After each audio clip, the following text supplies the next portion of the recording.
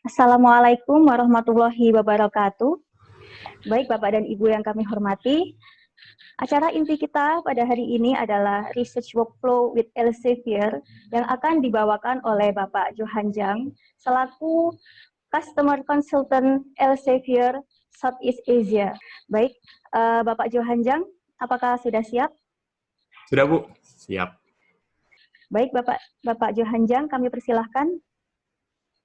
Oke, baik. Selamat pagi Bapak Ibu semuanya. Assalamualaikum, salam sehat untuk kita semuanya. Yang pertama tentunya saya ucapkan terima kasih kepada Wakil Rektor 1 Pak Sukamta yang tadi sudah membuka acara kita. Terima kasih Pak. Sama-sama. Kemudian juga untuk Panitia IKOSI 2020 tadi sudah diwakilkan juga oleh Ibu Yeni. Terima kasih sekali sudah membuka juga acara kita.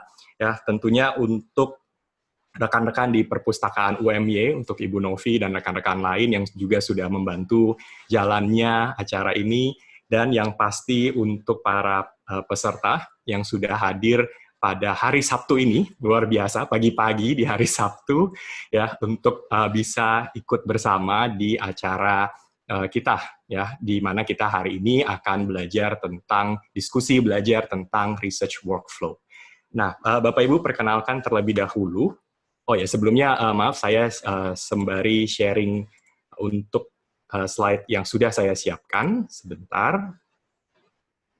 Oke.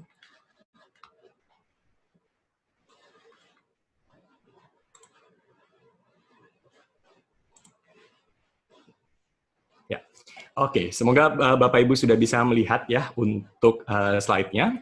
Ya, jadi pertama tentunya perkenalkan, nama saya adalah Johanjang. Saya adalah Customer Consultant untuk Elsevier Southeast Asia.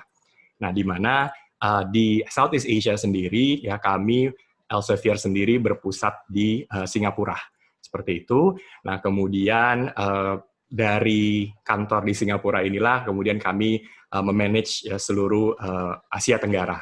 Nah, di kesempatan kali ini, ya tentunya saya sangat berterima kasih ya bahwa rekan-rekan dari seluruh Indonesia, bukan hanya dari Yogyakarta, ya, tapi dari seluruh Indonesia ya bisa hadir dan kita bisa di sini sama-sama ya akan melihat ya bagaimana kemudian kita bisa meningkatkan lagi ya kualitas dari penelitian kita. Seperti tadi yang disampaikan oleh Pak Sukamta ya bahwa ya saat ini kita harus bergerak menuju kualitas penelitian. Ya, karena tantangan terbesar di Indonesia ini, Bapak Ibu, bukan di segi kuantitasnya. Kalau kuantitas kita sudah pasti, Indonesia sudah pasti menang. Tapi bagaimana kemudian kita bisa meningkatkan ya, kualitas dari penelitian-penelitian yang kita buat. Nah, semoga melalui diskusi yang nanti akan terjadi selama webinar ini berlangsung, ya kita bisa sama-sama ya belajar, berdiskusi ya agar penelitian kita punya kualitas yang lebih global lagi, lebih mendunia lagi. Nah, baik, Bapak Ibu ya, ini agenda dari saya sendiri ya, yaitu pertama tentunya kita berkenalan dengan Elsevier, kemudian masuk ke topik pembahasan utama kita yaitu research workflow. Lalu ada question and answer, jadi nanti Bapak Ibu ya saya rasa bisa ya mulai chatting. Saat ini masih ditutup ya, tapi nanti sepertinya sudah akan dibuka kembali. Nah, lalu terakhir tentunya ada closing dan announcement. Oke, saya akan mulai pertama Bapak Ibu dengan tentunya memperkenalkan terlebih dahulu Elsevier. Ya, karena kalau tak kenal maka tak sayang, seperti itu. Nah, tentunya Bapak Ibu di sini saya rasa ya sebagian besar sudah tahu ya sudah pernah mendengar mengenai Elsevier. Nah, tapi cukup banyak yang kemudian tidak terlalu punya gambaran yang jelas ya Elsevier itu sebenarnya apa. Lalu Scopus itu sebenarnya bagian apa dari Elsevier dan yang lain-lain. Nah, karena Elsevier ini memang satu perusahaan global yang sangat besar dengan segala macam solusi-solusi yang ditawarkan, tapi ujung-ujungnya adalah ingin membantu kegiatan penelitian ya untuk Bapak Ibu yang ada bukan hanya di Indonesia tapi di seluruh dunia.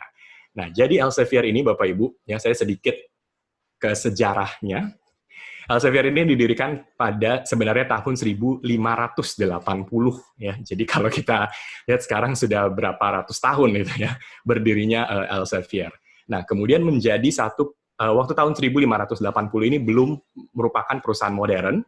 Nah, kemudian akhirnya menjadi perusahaan yang lebih established, yang lebih modern itu pada tahun 1880. Ya, jadi ya tetap saja sudah sangat lama gitu ya.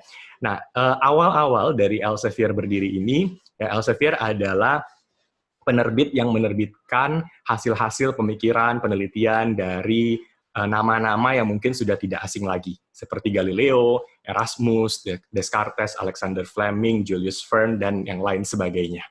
Nah, ini salah satu yang dipublikasikan oleh Elsevier dari Galileo Galilei. Nah, kemudian dari tahun 1880, Elsevier kemudian berkembang menjadi satu perusahaan modern sampai saat ini, sehingga saat ini Elsevier ini adalah Global Information Analytics Company specializing in science and health. Nah, dengan tujuannya apa? Yaitu helping institution untuk progress science for the benefit of humanity. Ya, jadi kami di sini adalah perusahaan Global Information Analytics Company untuk membantu para institusi, ya tentunya para dosen, dan juga bahkan para mahasiswa-mahasiswi, ya, agar mampu progressing science. Nah, tentunya melalui apa? Melalui kegiatan-kegiatan penelitian yang kita lakukan. Ya, dan tentunya di masa pandemi seperti saat ini, ya, kegiatan-kegiatan penelitian, hasil-hasil luaran penelitian ini kita harapkan mampu menghasilkan, ya tentunya saat ini kita sangat menunggu-nunggu vaksin, ya, untuk COVID-19 dan berbagai macam ya, permasalahan humanity, ya permasalahan kemanusiaan yang kita hadapi, dan kita percaya melalui luaran-luaran penelitian kita mampu untuk menghadirkan solusi-solusi yang baik. Nah, ini adalah misi dari Elsevier, Lead the Way in Science, Technology and Health, dengan solusi-solusi yang Bapak Ibu bisa lihat di layar, ya, seperti Science Direct, Scopus, ya, ini dua yang mungkin sudah cukup familiar. Kemudian Scival, Clinical Key, ini untuk teman-teman ya rekan-rekan di medis, dan juga Mendeley, yang mungkin Bapak Ibu juga sudah cukup familiar. Nah, ini contoh ya Bapak Ibu penelitian yang pernah dipublikasikan oleh Elsevier sebelumnya. Ya, ini adalah kalau kita lihat ya penelitian ini diterbitkan pada tahun 1998. Ya, ini mohon maaf ya kecil sekali di sini ya, tapi kalau Bapak Ibu bisa melihat ya dari jurnal ini pada tahun 1998 dengan judul The Anatomy of a Large Scale Hypertextual Web Search Engine. Nah, ini kalau kita lihat penulisnya adalah Sergey Brin dan Lawrence Page. Nah, Bapak Ibu kalau melihat dua nama ini, Sergey Brin, Lawrence Page, ya mungkin sudah tidak asing lagi. Ya, kenapa sudah tidak asing lagi? Karena mereka berdua ini adalah founder dan co-founder dari Google. Ya, jadi Google itu pun awal dari penelitian, awal dari besarnya perusahaan ini merupakan hasil dari penelitian Sergey Brin dan Lawrence Page. Ya, jadi ternyata penelitian itu luarannya pun bahkan bisa menghasilkan sebuah perusahaan komersil yang sangat sukses, yang sangat berguna untuk kita semua dan kita gunakan sehari-hari. Ini satu kehormatan juga bahwa Elsevier ini dipilih ya untuk mempublikasikan penelitian dari mereka berdua. Nah, seperti itu ya singkatnya Bapak Ibu untuk mengenal ya sedikit tentang Elsevier. Elsevier ini sendiri berpusatnya di Amsterdam, di Belanda, ya kemudian punya kantor di berbagai belahan dunia lah, seperti itu. Ya, oke. Sekarang kita masuk ke topik utama pembahasan kita, ya, yaitu sesuai dengan yang dipublikasikan oleh teman-teman di perpustakaan mengenai research workflow. Ya, nah research workflow ini apa? Ya, sebelum saya tunjukkan gambarnya. Ini intinya melihat proses penelitian mulai dari awal ya sampai dengan akhir dari seluruh proses ini.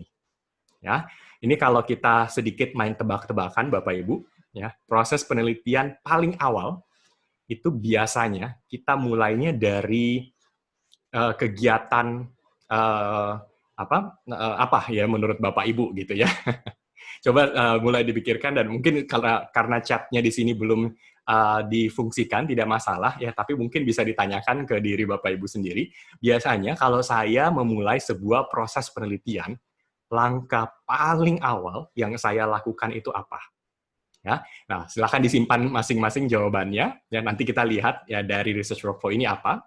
Kemudian ya kira-kira langkah terakhir waktu saya sudah selesai ya dalam seluruh proses penelitian saya, langkah terakhirnya itu apa? Ya, nah silakan bisa dipikirkan sebentar ya, kira-kira apa ya yang menjadi langkah pertama dan juga yang menjadi yang terakhir kali saya harus pikirkan. Nah, oke, kemudian nah sekarang saya akan menunjukkan ke Bapak Ibu ya, dari kacamata Elsevier, research workflow ini mulainya dari mana dan berakhirnya sampai di mana. Ya. Oke, gambarnya seperti ini Bapak Ibu. Nah, inilah yang akan menjadi pembahasan kita. Ya, ternyata research workflow itu kita mulai dari proses mendapatkan ide, ya, dan berakhir bukan di publishing. Jadi bukan ketika kita mempublikasikan penelitian kita, tapi ya, justru berakhirnya ketika kita melakukan proses tracking, ya, track performa kinerja dari penelitian kita.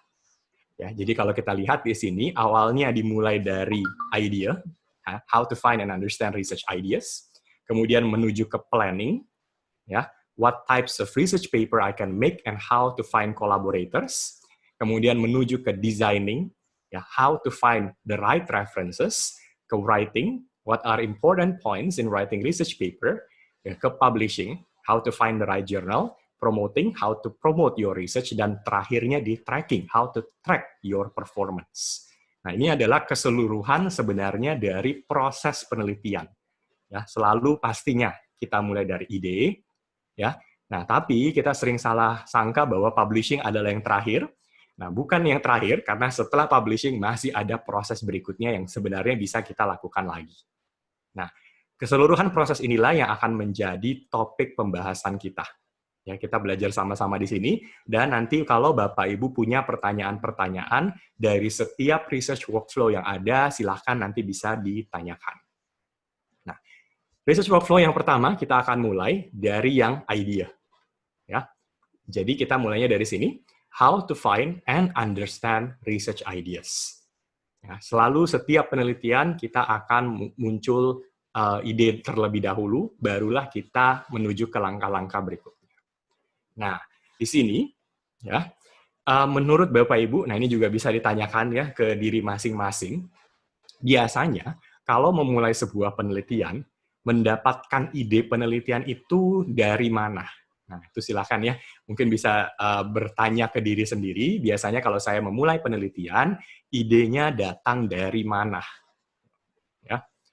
Oke, ini jawabannya tentu bisa sangat-sangat beragam. Ya. Bapak Ibu yang ya mungkin di sosial ya mungkin bisa mendapat mungkin dari Bapak Ibu sendiri mendapatkan ide penelitian ini dari paper sebelumnya misalnya ya, dari research paper sebelumnya, kemudian mencari ya kira-kira ya ada gap apa pada paper tersebut ya, atau mungkin dari laboratori sosial. Ini kalau Bapak Ibu yang dari sosial nih ya, dari apa yang terjadi pada kehidupan masyarakat. Kemudian saya angkat dan saya jadikan sebagai topik ya penelitian saya. Ya, atau mungkin Bapak Ibu di sini yang kalau ada dari natural science, ya, misalkan dari kegiatan-kegiatan lab sebelumnya, Bapak Ibu ingin lanjutkan lagi ke tahapan berikutnya. Nah, ide ini tentunya banyak sekali sumbernya, ya. Nah, tapi biasanya ujung-ujungnya ya yang paling sering ya ini berdasarkan dari riset-riset yang juga kami tanyakan gitu ya kepada para peneliti, ya biasanya yang paling banyak ya menjadi sumber dari ide itu adalah ya antara buku atau e-book, ya buku atau e-book dalam kasus ini ya sudah hampir sama lah ya, atau yang kedua dari research articles. Ya, ini dua yang memang paling banyak dijadikan sebagai sumber kita mendapatkan ide penelitian. Ya. Nah, kalau kita lihat Bapak Ibu, buku dan research article ya memang bisa menjadi dasar kita mendapatkan ide penelitian. Kenapa? Karena fungsinya yang banyak sekali memuat teks yang dapat memacu kita berpikir lebih kritis, ya, berpikir lebih analitis untuk memunculkan ide-ide. Ya, nah tapi bedanya apa? Kalau kita lihat di sini, ya, buku atau e-book, ya, itu punya luas, ya, keluasan dalam memahami disiplin ilmu. Ya, kalau kita lihat di sini, ya book content broad connecting disciplines. Ya, lalu di book content ini fasilitasi new path for investigation, ya, lebih komprehensif, ya, merupakan satu learning tool, angle-nya luas, ya, dan biasanya memunculkan topik, ya, topik baru, ya, meskipun areanya mungkin bukan area yang baru. Ya, nah jadi kalau kita lihat dari buku, kita baca-baca buku atau e-book, nah inilah yang kita kira-kira bisa dapatkan, sehingga dari sini bisa memunculkan ide penelitian. Nah, atau mungkin lebih seringnya adalah menggunakan research article. Nah, kalau research article sifatnya bukan meluas, tapi mendalam. Ya, depth in growing disciplines. Ya, kata kunci di sini, Bapak-Ibu, kita bisa lihat di sini connecting disciplines. Ya, karena buku ini bisa jadi buku, katakanlah buku business management, itu di dalamnya banyak disiplin-disiplin ilmu yang saling terkoneksi. Nah, kalau research article, ini depth in growing discipline. Ya, kedalaman memahami disiplin ilmu yang sedang berkembang. Ya, nah ini biasanya ya saya paham, saya rasa ya rekan-rekan di sini pun sudah tahu bahwa research article itu lebih baru, ya membahas memang hal-hal yang lebih memiliki nilai kebaruan. Nah, dari sini kita bisa lihat bahwa research article ini memang memiliki specialized knowledge, ya fokusnya lebih sempit, ya tapi lebih mendalam dan latest serta memiliki teknik-teknik yang lebih baru gitu ya dan lebih mungkin bisa diaplikasikan baik untuk kegiatan penelitian selanjutnya atau untuk dapat mempermudah kita ya ketika kita ingin menghasilkan sebuah produk inovasi. Nah, itu biasanya kita bisa mengacu pada hasil-hasil penelitian yang dipublikasikan jurnal-jurnal ternama, jurnal-jurnal terbaik. Ini kira-kira ya kalau kita bedah lagi, ya, buku dan jurnal, ya ini perbedaannya ternyata cukup luas di sini ya. Nah, kalau kita lihat, ya kalau melihat dari buku dulu, yang paling bawah, ya, ini buku sebenarnya kita bisa bagi menjadi 4 bagian besar, Bapak Ibu ya. Ada major reference books, textbook, e-books, dan serials. Ya. Nah, makin ke atas, ini makin mendekati tipikal atau karakteristik dari sebuah jurnal. Ya. Nah, kalau di major reference works ya atau textbook ini biasanya memang lebih meluas, ya, lebih umum, ya, banyak yang dan tentu sifatnya komprehensif sekali. Ya, tapi makin ke atas ini makin mendekati karakteristik dari jurnal. Ya. Nah, silakan nanti Bapak Ibu tentunya ya mau tidak mau kita harus rajin ya membaca buku maupun jurnal ya untuk kita dapat kemudian mendapatkan ide-ide ini. Nah, kalau Bapak Ibu di sini ya kemudian sudah memiliki sebuah ide penelitian. Ya, jadi misalnya kasusnya adalah Bapak Ibu sudah membaca buku atau jurnal ya yang sesuai dengan disiplin ilmunya, lalu akhirnya mendapatkan sebuah ide penelitian. Nah, tapi kadang-kadang, meskipun kita sudah mendapatkan ide penelitian, yang menjadi tantangan berikutnya adalah kita kadang-kadang kurang paham tentang ide tersebut. Ya, jadi ini mungkin saya juga cukup sering terjadi ya, waktu saya baca penelitian, ya saya suka sekali dengan penelitian tersebut, saya lihat bagian rekomendasinya, ini menarik sekali untuk bisa saya jadikan penelitian saya berikutnya. Saya sudah dapat ide. Tapi saya kurang percaya diri, atau bahkan saya sebenarnya kurang begitu paham, ini sebenarnya, ya topik ini sebenarnya membahas apa. Dan kalau saya lanjutkan penelitian saya dengan topik ini, nah saya perlu punya keyakinan dulu, ya saya cukup paham, sehingga saya memberanikan diri untuk mengambil topik ini. Nah, sehingga bagaimana cara yang bisa saya lakukan untuk memahami topik tersebut.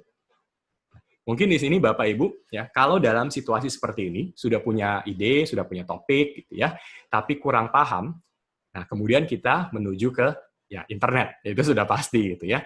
Kita search, ya, berdasarkan keyword tersebut, berdasarkan topik tersebut, kita buka-buka website, ya, untuk kemudian kita berusaha memahami.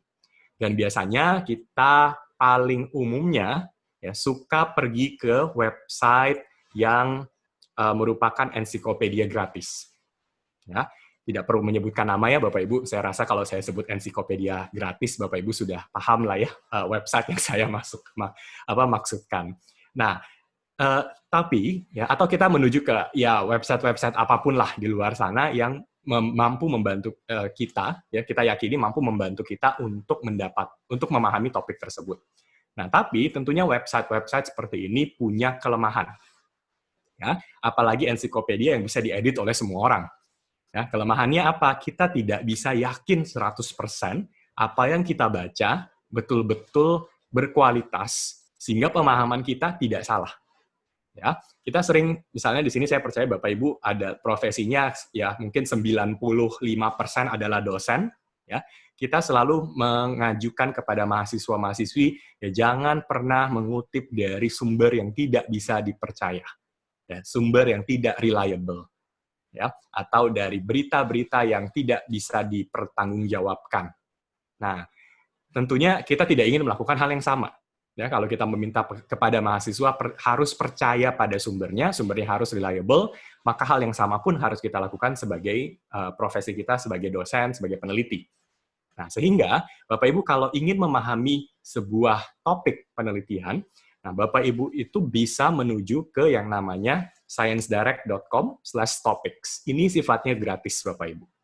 Ya, jadi ini ada satu yang kami sediakan di Elsevier, yaitu Science Direct Topic Page. Nah, di mana ya apa yang bisa Bapak Ibu lakukan di sini adalah memahami sebuah topik penelitian secara umum berdasarkan buku atau ensiklopedia yang merupakan hasil peer review. Ya. Nah, jadi ya sekali lagi Bapak Ibu ketika menuju ke halaman ini sciencedirect.com/topics ya, Bapak Ibu bisa memilih banyak sekali topik yang ada di sana. Kemudian ya Bapak Ibu nanti kalau sudah memilih topiknya, itu bisa melihat ya sebagai contoh di screenshot ini.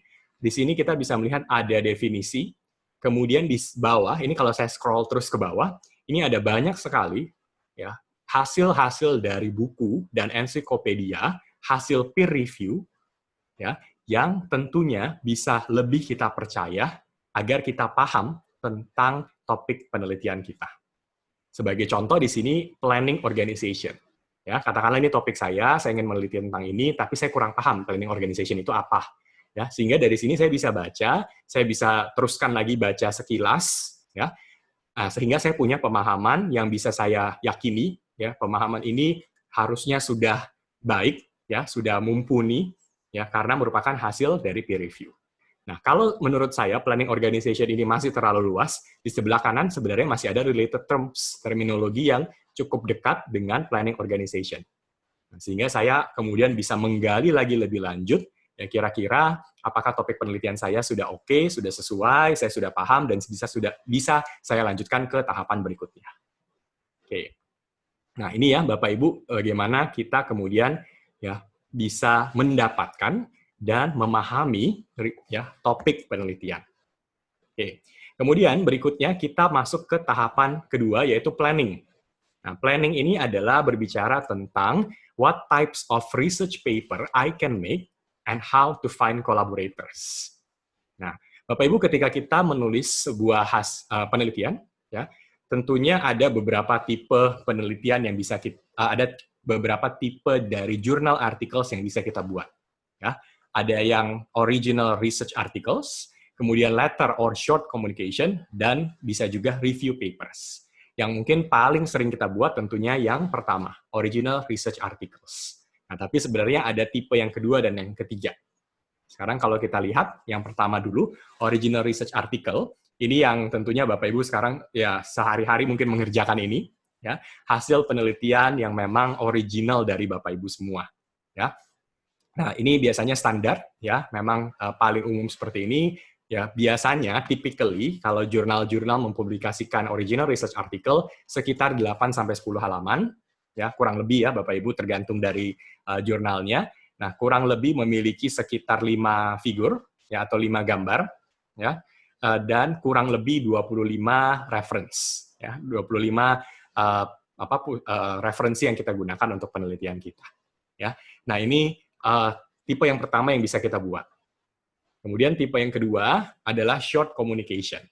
Nah, untuk short communication ini sifatnya adalah quick and early communication of significant original advance and much shorter than full articles. Nah, artinya apa? Sifat dari short communication ini adalah commentary. Ini sebagai contoh yang saya ambil, ya, kita bisa melihat ya bahwa ini bukan original research article, tapi ini adalah commentary ya terhadap sebuah hasil penelitian sebelumnya ya yang memang sangat advance, yang memang sangat baru ya.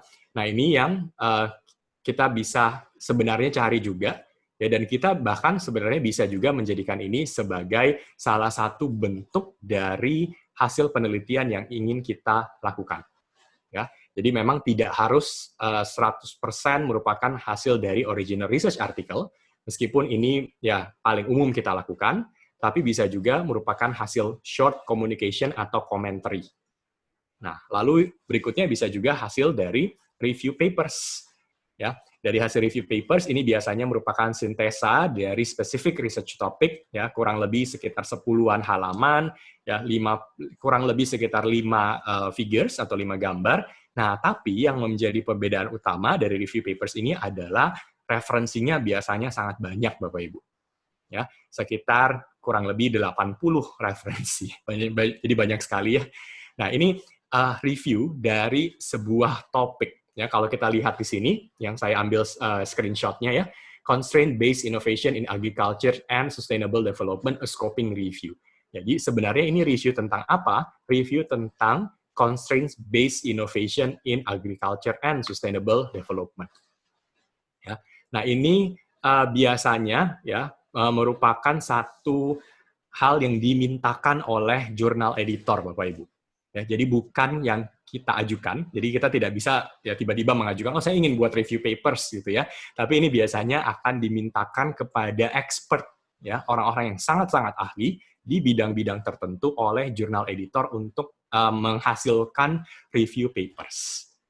Ya, oke. Nah ini silakan ya nanti Bapak Ibu melihat ya tipikal seperti apakah research paper ya yang ingin Bapak Ibu buat. Ya, dari 3 pilihan ini. Nah, kemudian berikutnya adalah mengenai collaboration. Nah, collaboration ini adalah kunci ya dari sebagus apakah, sebesar apakah dampak yang bisa Bapak Ibu hasilkan dari penelitian yang sedang dikerjakan. Nah, biasanya kolaborasi ini bisa terjadi ya pada orang-orang ya di institusi yang sama, jadi faculty members in the same department. Ya, atau bisa juga faculty member cross departments tapi masih di universitas yang sama, atau bisa juga cross universities di negara yang sama, atau international collaboration. Nah, ini semakin ke bawah kolaborasinya semakin bagus. Ya, jadi kalau kita lihat yang paling rendah itu biasanya yang ini, faculty members in the same department, lalu menuju ke cross department, lalu menuju ke cross universities tapi negaranya sama, dan menuju international collaboration. Ini yang memang paling bagus. Bagusnya kenapa? Saya tunjukkan pada data berikut ini, Bapak Ibu. Nah, ini saya tunjukkan ya, collaboration increase impact. Nah, saya ambil 2 contoh universitas. Ya, tidak perlu, ini data real, Bapak Ibu ya, jadi bukan data buatan. Ini datanya real, tapi saya tidak ingin menunjukkan universitasnya. Ya, ini Universitas A dan Universitas B, ini adalah data yang dimiliki oleh Elsevier mengenai publikasi yang dihasilkan oleh 2 universitas ini. Ya. Dua-duanya menunjukkan kurang lebih hasil yang mirip-mirip, Bapak Ibu ya. Nah, Universitas A, kalau kita lihat, nah, international collaboration-nya 44%, national collaboration-nya 17%, institutionalnya 28%, single authorship atau tanpa kolaborasi sama sekali adalah 10%. Ini jumlah output-nya. Ya, jadi kalau kita lihat international collaboration-nya ini 2.930, kemudian nasionalnya 1.138, institusionalnya 1.890, dan authorship-nya, single authorship-nya adalah 700. Nah, lalu apa yang terjadi pada citasinya? Ya, ketika kita melihat ada di sini international collaboration dengan 2.930 artikel menghasilkan 55.988 citasi. Sedangkan yang national collaboration 1.138 ya, ini hanya menghasilkan 1.870. Institutional collaboration itu dengan 1.890 hanya menghasilkan 2.652, dan single authorship 700 paper menghasilkan 887 citasi. Kalau kita bagi, akhirnya citasi per publikasinya yang international collaboration jauh di atas yang kolaborasi lainnya. Ya, yang lain bahkan national collaboration, ini beda universitas tapi negaranya masih sama, itu hanya bisa menghasilkan 1,6. Ya, sedangkan internasional 19,1. Akibatnya apa? Di paling kanan, Bapak Ibu bisa melihat, ini namanya Field Weighted Citation Impact. Nah, ini apa sih? Ini adalah standar global dunia. Ya, jadi standar global dunia, ya dari hitungannya dari hitungan penelitian, ya itu kita selalu menggunakan angka 1,0. Ya, nah kalau kita lihat di sini, ya artinya kalau mengacu pada data ini, ya kalau universitas ini melakukan national collaboration, ya Field Weighted Citation Impact atau FWCI-nya itu adalah di 0,4. Ya. Institutional 0,45, single authorship atau no collaboration 0,44. Semuanya di bawah 1,0 Bapak Ibu. Artinya begitu menuju ke standar global dengan tipikal kolaborasi yang nasional, institusional, dan single authorship, itu di bawah standar global. Nah, tetapi begitu terjadi international collaboration, ya ini jauh di atas standar global. Jadi ini bisa dikatakan 3,3 kali lipatnya dari standar global 1,0. Ya. Universitas yang kedua pun kasusnya sama. Ya, tapi ini memang ya universitas yang sangat baik. Ya, kalau kita lihat ya, output-nya ini luar biasa banyak, Bapak Ibu. Ini salah satu universitas ternama di dunia lah, ya. Mereka bahkan tanpa kolaborasi pun citasi per publikasinya lumayan tinggi dan sudah di atas standar global. Ya. Nah, tapi kalau kita lihat memang begitu terjadi international collaboration, standarnya tetap saja makin meningkat. Ya. Nah, sehingga apa? Kuncinya memang begitu kita ingin menghasilkan publikasi yang berkualitas, ya, itu kita perlu sekali melakukan international collaboration. Ya, untuk kunci nomor satunya, Bapak Ibu. Ya. Nah, bagaimana kemudian kita bisa menghasilkan international collaboration ini? Ya, tentunya kalau Bapak Ibu di sini ya para pemangku kepentingan di kampus masing-masing, ya kita bisa menggunakan kolaborasi dengan universitas-universitas rekanan kita. Ya, tadi juga UM-nya di videonya saya lihat banyak sekali universitas rekanan, dan itu tentunya bisa menjadi satu pintu gerbang ya untuk kita dapat melakukan international collaboration dengan para universitas lainnya ya yang ada di seluruh dunia ini. Nah, Bapak Ibu juga sebenarnya memiliki tools, memiliki alat di luar sana yang bisa membantu Bapak Ibu melakukan international collaboration. Ya, sebagai contohnya di sini ya saya tampilkan adalah Mendeley Groups. Ya, Mendeley ini salah satu juga bagian dari Elsevier. Jadi kalau Bapak Ibu, ya saya rasa di sini banyak pengguna Mendeley juga, itu bisa menuju bukan hanya ke library-nya Mendeley, tapi bisa menuju ke grupnya Mendeley. Ya, lalu silakan dicari ya grup sesuai dengan bidang keilmuan Bapak Ibu masing-masing. Ya, dan di grup ini Bapak Ibu sebenarnya bisa saling melihat members, ya bisa join, bisa lihat members, ya bahkan bisa melakukan ya koneksi lebih lanjut dengan para members ini ya agar terjadi kemungkinan ya bisa melakukan kolaborasi ke depannya. Jadi langsung menuju ke para authors, ya para peneliti, para dosen, ya bahkan mungkin para mahasiswa yang juga tergabung ya di grup-grup yang ada di Mendeley. Ya, jadi silakan Bapak Ibu bisa menuju ya ke mendeley.com kemudian menuju ke grupnya. Ya, disitulah bisa mulai memunculkan international collaboration yang lebih luas lagi. Ya, Elsevier pun nanti tentunya akan mengundang rekan-rekan dari UMY juga. Di sini Bapak Ibu ya, dari UMY.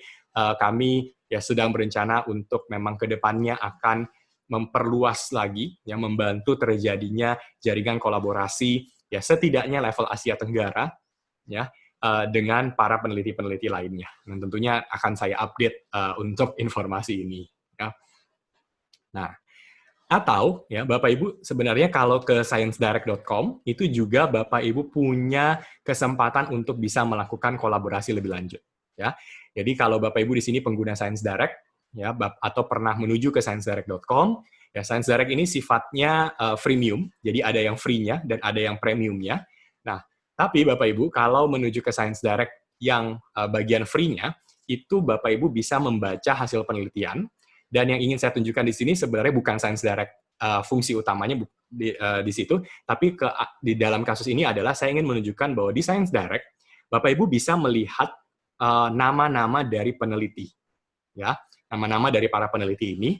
Nah, nama-nama dari peneliti ini, yang list of authors ini, itu clickable, ya, artinya bisa kita klik.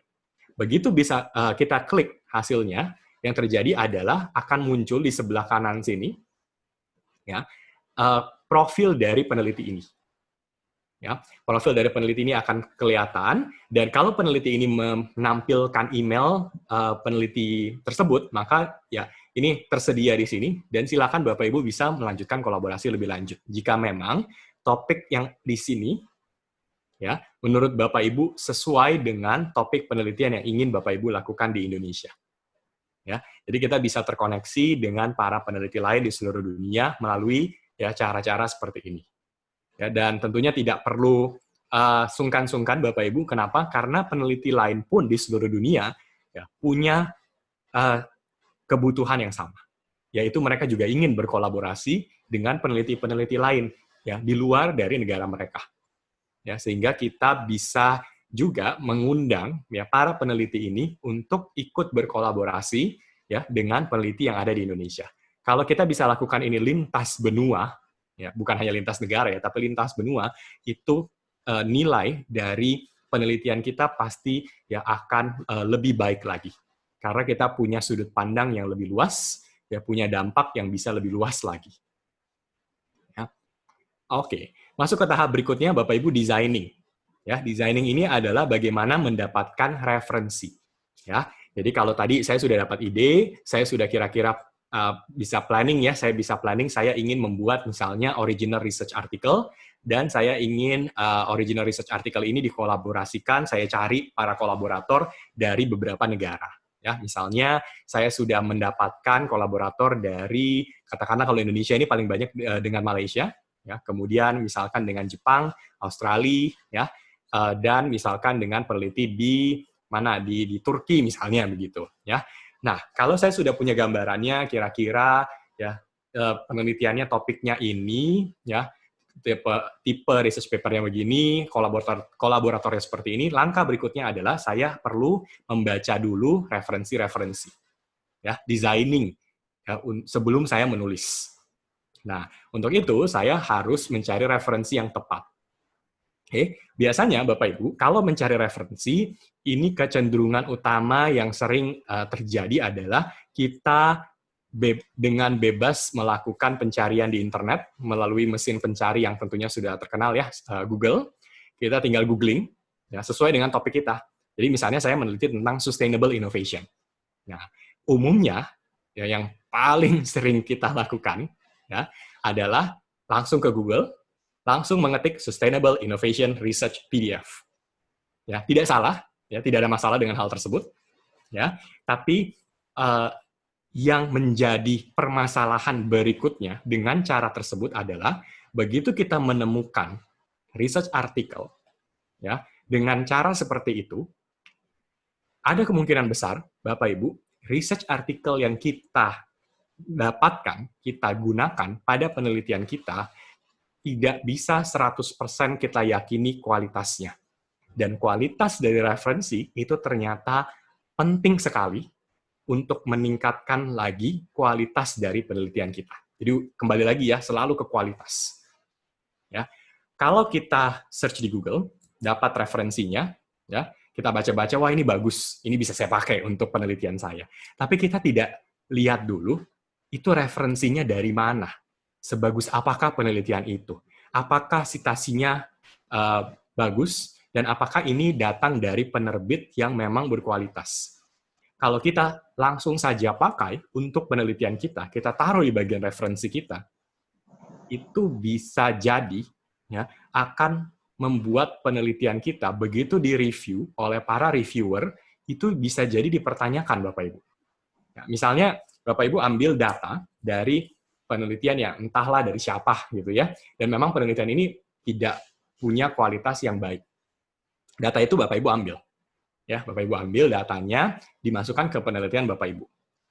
Oke. Data itu bisa jadi dipertanyakan. Kenapa? Karena reviewer yang bagus, dia akan lihat data ini diambil dari mana ya.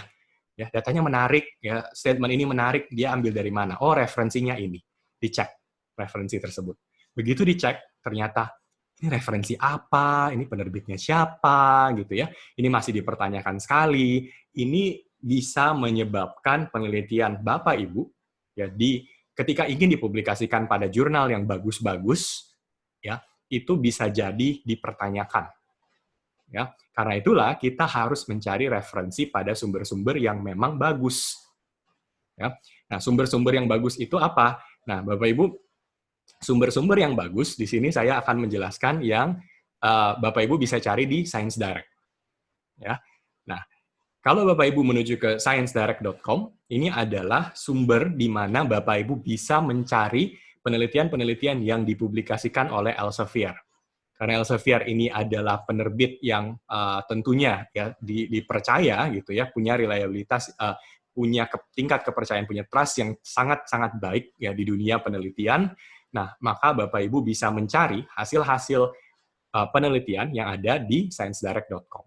Nah, Science Direct ini sifatnya freemium, ya Bapak Ibu yang tadi saya sudah sempat utarakan di depan. Jadi ada yang sifatnya gratis dan ada yang sifatnya berbayar.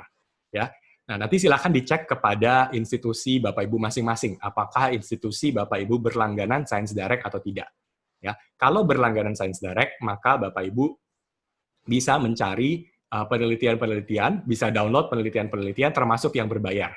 Ya, karena memang institusi sudah berlangganan. Tapi jika belum, ya sebenarnya tidak masalah karena di Science Direct ini juga menyediakan yang namanya open access content. Bapak Ibu bisa tetap ya menggunakan penelitian-penelitian yang dipublikasikan Elsevier dan sifat dari penelitian-penelitian ini adalah open access. Ya. Nah, kemudian saat ini kalau Bapak Ibu di sini ada peneliti di bidang medis ya atau mungkin punya rekan-rekan ya yang di penelitian bidang keilmuannya adalah medical ya atau health science. Nah, saat ini Elsevier membuka yang namanya Novel Coronavirus Information Center secara gratis. Di sini, Bapak Ibu, data terakhir yang saya lihat, ya kemarin baru saja saya cek lagi, ada 37.000 plus ya artikel tentang COVID-19, tentang SARS-CoV-2. Ya. Nah, dan 37.000 artikel ini sifatnya gratis. Ya, jadi Bapak Ibu bisa download sebanyak-banyaknya penelitian-penelitian yang berhubungan dengan COVID-19. Dan itu aksesnya semuanya ya bisa di-download ya secara cuma-cuma. Oke, termasuk dari jurnal-jurnal ternama. Ya, seperti The Lancet, Cell Press, itu dua jurnal medical yang sangat-sangat bereputasi ya, peringkat-peringkat 1 dunia. Nah, ini mereka juga membuka akses untuk penelitian yang terkait COVID-19.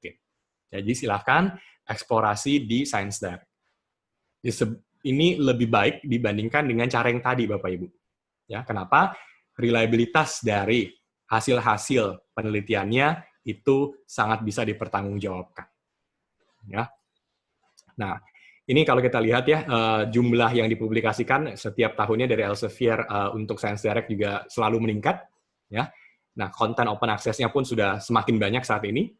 Dan kemudian apa yang bisa Bapak Ibu cari di sini, di Science Direct, adalah subjek-subjek seperti ini. Ini adalah jumlah jurnalnya, Bapak Ibu. Ya. Kalau jumlah penelitiannya udah banyak sekali ya, udah jutaan.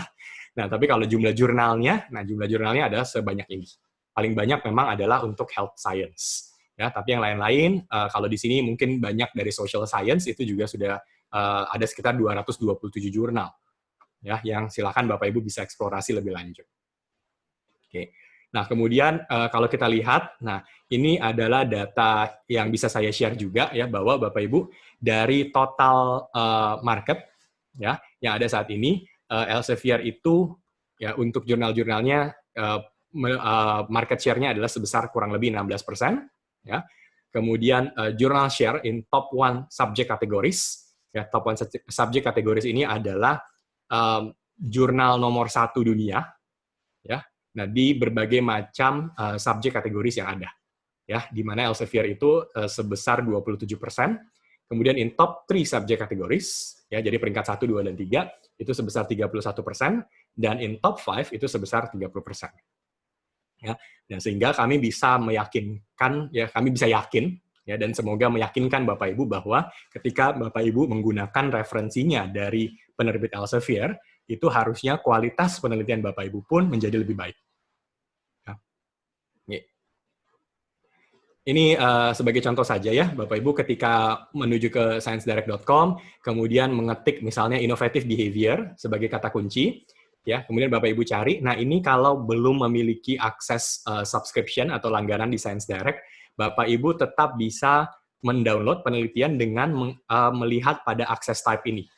Ya, akses type ini ada open access, ya, ini bisa diklik, dan semua yang open access ini bisa di-download. Ya, jadi semua yang open access ini bisa di-download secara gratis. Ya, kalau yang di luar open access ya memang ya belum bisa gitu ya, kecuali Bapak Ibu memiliki subscription, memiliki langganan. Ya, nah seperti itu. Ya ini sama ya, contohnya juga masih sama. Nah, lalu kira-kira kalau saya buka, ini hasilnya bisa seperti apa, saya bisa baca seperti ini. Ya. Nah, lalu saya juga, ini salah satu contoh ya, ini dari rekan-rekan kita dari Universitas Airlangga, ya, yang juga dipublikasikan oleh Science Direct, ya, tentang earning management, business strategy, and bankruptcy risk, di Helion, ini salah satu jurnal yang sangat-sangat baik. Nah, kemudian kita juga bisa melihat recommended articles, dan kita bisa mengukur ke kualitas dari artikel ini pada ini, ya, di sini ada matriksnya, ya. Oke, nah jadi Bapak Ibu di sini bisa mulai ya sekarang mempertimbangkan mengenai kualitas dari referensi yang digunakan. Oke, yang lain bisa juga menggunakan Mendeley Suggest, ya. Jadi sama, Bapak Ibu ke Mendeley, ya sekarang Bapak Ibu ke bagian Suggest di sini, dan Bapak Ibu bisa melihat suggestion berdasarkan aktivitas Bapak Ibu di Mendeley. Ya. Oke. Lalu tahap berikutnya writing. Nah, sekarang penulisannya sendiri. Ya, beberapa hal-hal penting yang perlu kita ketahui ya. Di sini mungkin Bapak Ibu sebagian besar juga sudah tahu ya bagaimana kegiatan peer review. Ya, bagaimana peer review itu bekerja. Ya, peer review itu mulainya dari ini, author submit. Berarti ya. Pak, ini dia sampai jam 10.30 ya? Ya, betul. Ya. Nah, jadi kita mulai dari author submit, ya. Kemudian dari author submit ini nanti ada editor yang akan melakukan proses screening. Nah, dari submission ini nanti tergantung nasib Bapak Ibu ya, apakah artikel tersebut diterima atau di reject. Ya, kalau diterima, kira-kira memenuhi aim dan scope-nya, ini masuk ke reviewer. Ya, reviewernya mungkin 1, 2, 3 dan seterusnya. Nah, lalu dari sini editor akan melihat hasil dari reviewer. Ya, kemudian dari hasil reviewer ini, author make revision, ya kembali lagi ke editor dan reviewer, dan lalu akan diputuskan apakah artikel tersebut diterima atau ditolak. Ya, ini saya rasa proses yang kita semuanya sudah paham. Oke, lalu ya prosesnya bagaimana ketika kita menulis sebuah penelitian? Nah, biasanya tentu kita perlu collect elements of paper. Element of papers ini apa? Adalah data-datanya. Ya, jadi data-datanya kita kumpulkan terlebih dahulu, referensinya, figures-nya, tables-nya, ya dan seterusnya. Ya. Nah, ini langkah pertama. Jadi langkah pertama itu bukan langsung mulai tulis, Bapak Ibu, tapi mulai dari mengumpulkan data-datanya terlebih dahulu. Nah, kemudian mulai menulis first draft-nya, ya, outline-nya seperti apa, figures-nya seperti apa, tables-nya seperti apa, dan ini tidak perlu memusingkan dulu tentang grammar, Bapak Ibu. Ya, jadi langsung saja mengetik ya sebebas-bebasnya sesuai dengan outline yang sudah dibuat di awal. Ya. Tidak perlu ada ini ya, do not care about the language quality yet. Ya. Nah, lalu yang ketiga rewrite dan improve. Di sini barulah kita mulai melihat ya tulisan yang sudah kita buat ini, yang sudah kita ketik ini, kita mulai pikirkan ya kualitasnya. Ya, mulai dari language error, apakah terjadi grammatical error, ya, atau ada hal-hal yang tidak penting tapi kita tuliskan gitu ya. Nah, bagaimana kemudian kita berfokus pada isi dari penelitian tersebut. Ya, kalau kita ada collaborators, maka disinilah proses di mana kita kemudian mengadakan meeting dengan para kolaborators kita untuk melihat bagaimana kita bisa memperbaiki, memperbagus lagi tulisan yang sudah kita buat. Ya, nah sehingga nanti kira-kira bentuknya seperti ini, Bapak Ibu ya, dan ini saya rasa juga ya kita sudah paham lah ya. Dan selalu kita mulainya dari sini, ya, data dulu.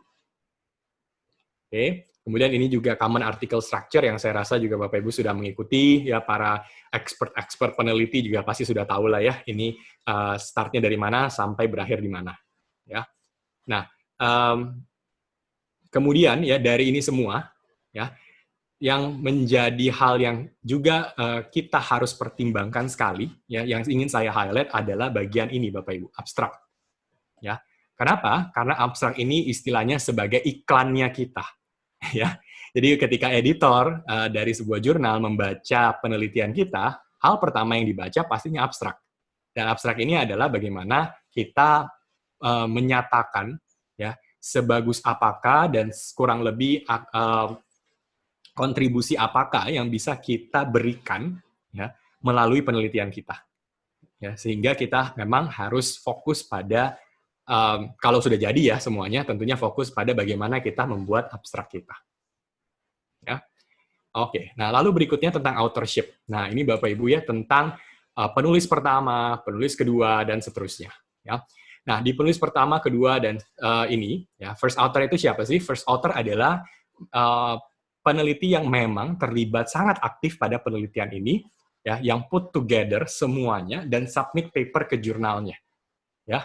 Nah itu first author. Co-authors ini siapa? Kalau co-authors adalah mereka yang punya kontribusi, tapi memang tidak penuh kontribusinya, ya. Jadi kontribusinya mungkin ada yang mengerjakan bagian data, ada yang mengerjakan bagian analisis, ya, dan memang hanya bagian itu saja, ya.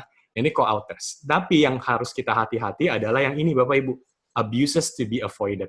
Kalau first sama co-author, saya rasa Bapak Ibu sudah paham, tapi yang ini, ya, ini adalah tindakan-tindakan non-ethical, ya, yang tidak etis yang harus kita hindari.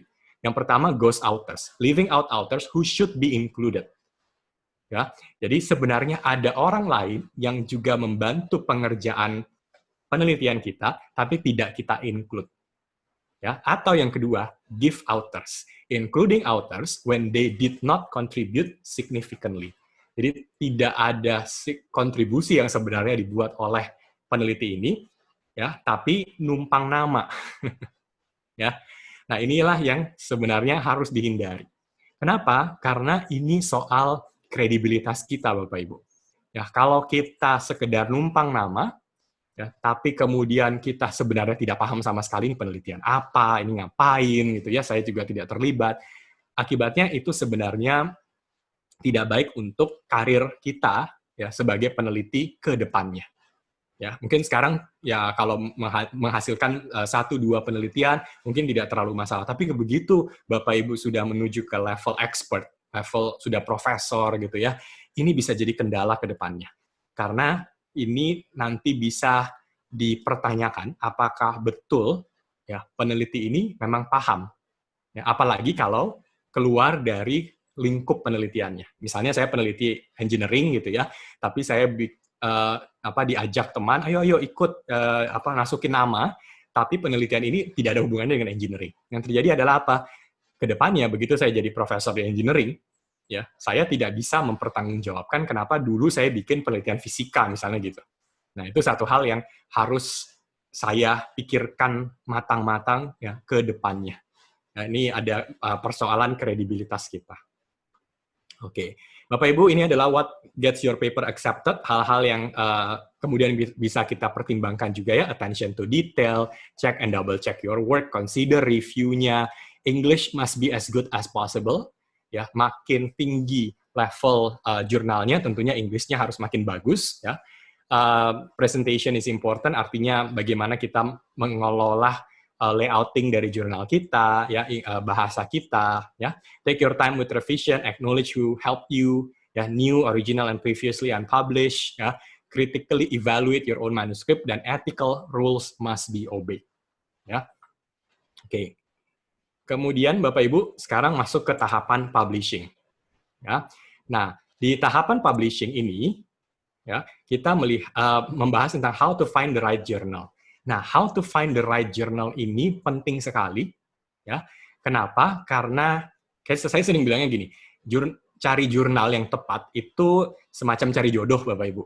Ya, prosesnya panjang, ya, prosesnya panjang sekali dan memang harus dipikirkan matang-matang. Ya, kenapa? Karena kalau jurnalnya salah, ya, akan berakibat buruk pada kita. Ya, sebagai peneliti, kita yang akan kena dampaknya. Ya, nah di sini yang tentunya ya, beberapa hal yang kemudian untuk find the right journal ini ya, kita pertama kali yang harus kita tentukan adalah apakah kita mau dipublikasikan pada traditional atau subscription based journal atau open access publishing. Ya, bedanya apa? Kalau traditional atau subscription based ini sifatnya gratis. Ya. Nah, tapi untuk bisa download penelitian Bapak Ibu, ya, institusi itu harus membayarkan sejumlah uang, ya, untuk dapat download penelitian tersebut. Tapi Bapak Ibu sebagai peneliti gratis. Kebalikannya, open access publishing ini adalah ketika Bapak Ibu membayarkan sejumlah uang untuk mempublikasikan penelitian tersebut. Biasanya disebutnya sebagai Article Processing Charge atau APC. Ya. Tapi begitu sudah publish, ya, maka artikel tersebut sudah bisa available untuk semua orang, sudah bisa di-download, termasuk salah satunya di Science Direct. Ya. Nah, mana yang lebih bagus? Ya, yang tradisional atau yang open access? Ya, masing-masing ada plus minusnya, Bapak Ibu. Ya, tentu ada plus minusnya dan nanti keputusannya terserah dari Bapak Ibu. Elsevier dua-duanya tidak ada masalah, ya, tradisional silahkan, open access juga silahkan, ya. Dan semakin banyak memang jurnal-jurnal Elsevier yang juga mengarah ke open access, ya. Nah, kemudian waktu kita sekarang memilih jurnal, nah ini kita sedikit agak rumit ini ya, Bapak Ibu ya. Waktu kita milih jurnal, biasanya yang jadi patokan kita, ya, semoga saya kurang tahu apakah ini juga terjadi di Bapak Ibu gitu ya, tapi yang umumnya saya temukan adalah kita sering sekali mengacu pada Q, ya, terutama yang terindeks Scopus gitu ya. Saya mau publish di jurnal harus minimum Q3 misalnya, atau minimumnya harus Q2, ya, atau Q4 tidak apa-apa gitu ya. Nah, itu sebenarnya shortcut, ya, bisa dikatakan Q1 di dalam jurnal itu adalah semacam shortcut, ya, untuk mengkategorisasi seberapa baguskah kualitas dari jurnal tersebut. Nah, tapi Bapak Ibu jangan terjebak pada hal ini saja. Ya. Nah, Q1 ini sekali lagi adalah kategorisasi yang dibuat berdasarkan formula tertentu. Ya, formula tertentu atau rumus tertentu. Rumusnya apa? Ada 3 ini Bapak Ibu. Ya, side score, SNP, SGR. Ya. Nah, side score ini dibuat oleh Elsevier. Kalau SNP ini dibuat oleh University Leiden, ya. SGR ini dibuat oleh Skimagola. Ya. Nah, nanti kita lihat ini apa. Nah, tapi intinya adalah berdasarkan perhitungan atau berdasarkan rumus dari side score, SNP dan SGR dengan rumus mereka masing-masing yang berbeda-beda gitu ya. Nah, akhirnya nanti mendapatkan Q ini. Ya, kategorisasi ini. Pemeringkatan dari kualitas jurnalnya. Ya, kalau kita lihat side score, ya, pertama ya kita bahas side score. Ini yang buat Elsevier sendiri. Nah, side score ini perhitungannya atau formulanya, ya, gampang. Ini cukup gampang Bapak Ibu. Ya, cuma ada 2 yang harus dihitung. Ya, A dan B ini. A ini apa? A ini adalah jumlah sitasi selama 4 tahun ke belakang yang diterima oleh jurnal tersebut. B ini adalah jumlah dokumen, ya, yang dipublikasikan oleh jurnal tersebut selama 4 tahun ke belakang. Ya. Nah, nanti rumusnya tinggal A dibagi B. Selesai. Ya. Nah, yang bagus itu yang mana Bapak Ibu? Yang sitasinya tinggi, jumlah dokumennya tidak terlalu banyak, atau terbalik, yang citasinya rendah, jumlah dokumennya banyak. Oke, ya, kira-kira menurut Bapak Ibu ya, mungkin bisa ditanyakan. Lebih baik jurnal yang citasinya banyak, tapi dokumennya tidak terlalu banyak, atau jumlah citasinya sedikit, tapi dokumennya banyak. Nah, oke, yang benar, yang mana? Nah, yang benar itu adalah yang kalau jumlah citasinya banyak, tapi dokumennya tidak terlalu banyak, Bapak Ibu. Itu kualitas jurnalnya bagus. Ya. Kalau kebalikannya, Bapak Ibu lihat jurnal, citasinya sedikit sekali, jumlah dokumennya banyak sekali, meskipun terindeks Scopus, itu harus hati-hati. Kenapa? Karena Scopus akan mengevaluasi jurnal tersebut, dan bisa jadi, ya, begitu evaluasi itu dilakukan, jurnalnya tidak lolos, ya, dan akhirnya dikeluarkan dari jurnal terindeks Scopus. Nah, inilah satu hal yang kita harus pertimbangkan matang-matang begitu kita memilih jurnal. Ya. Kalau tahun lalu, misalnya ya, gampangnya ya, citasinya 1000 misalnya, gampangnya ya Bapak Ibu, citasinya 1000, dokumennya 100. Oh, bagus gitu. Tahun ini tiba-tiba, ini contoh aja ya, tahun ini tiba-tiba citasinya 100, dokumennya 10.000. Itu nggak make sense, Bapak Ibu. Something is wrong. Ya, itu harus dicek dulu. Kenapa terjadi lonjakan yang sedemikian besar? Ya, tahun lalu dokumennya 1000, sekarang belum selesai tahun 2020, dokumennya tiba-tiba sudah 10.000. Apa yang terjadi? Ya, nah ini yang satu hal yang kita harus pertimbangkan sebelum kita memilih jurnal ini. Ya, saya tidak mengatakan tidak boleh terjadi lonjakan dalam jumlah dokumen. Boleh-boleh saja, tapi harus ada alasannya dari jurnal tersebut. Misalkan ada special edition, ya, atau frekuensinya diperbanyak, gitu ya. Nah, itu ya tidak masalah. Tapi kalau lonjakannya tidak masuk akal, itu yang harus dipertanyakan. Ya, oke. Kemudian yang kedua, SNP. SNP ini agak lumayan kompleks gitu perhitungannya, Bapak Ibu ya. Nah, SNP ini perhitungannya adalah ya begini. Kalau kita lihat di sini, ya, ini ada jurnal, ya, a journal. Kemudian jurnal ini punya paper. Ya, papernya misalnya sebagai contoh ada 4. Ya. Nah, ini akan ditambahkan citasi-citasi yang diterima oleh paper ini, masing-masing paper dalam jurnal ini. Ya, tentunya tidak mungkin cuma 4 ya, pasti lebih. Nah, sebagai contoh saja di sini cuma ada 4.